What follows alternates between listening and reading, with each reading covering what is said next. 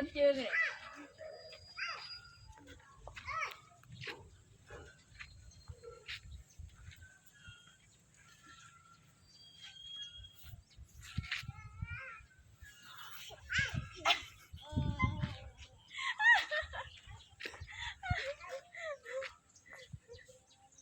lạ nó làm phê vậy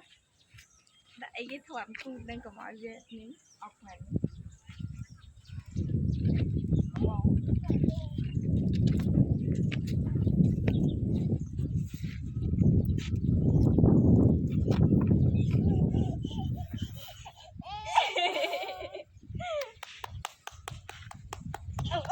người ta cần quay đáng tiếc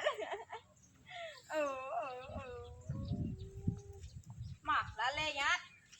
đây mi ấu này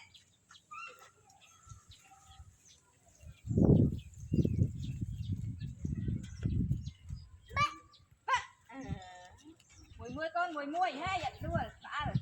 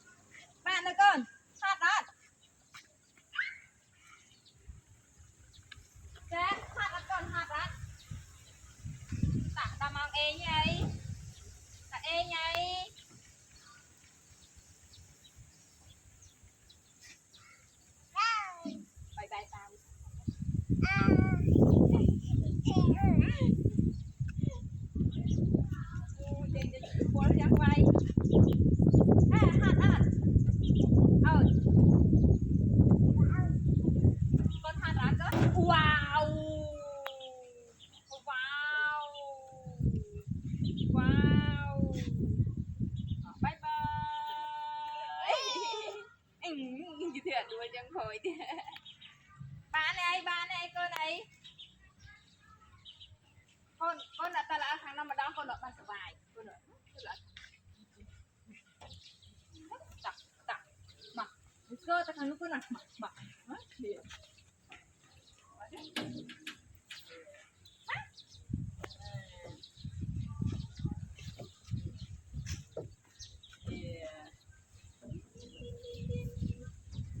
thằng này cơ này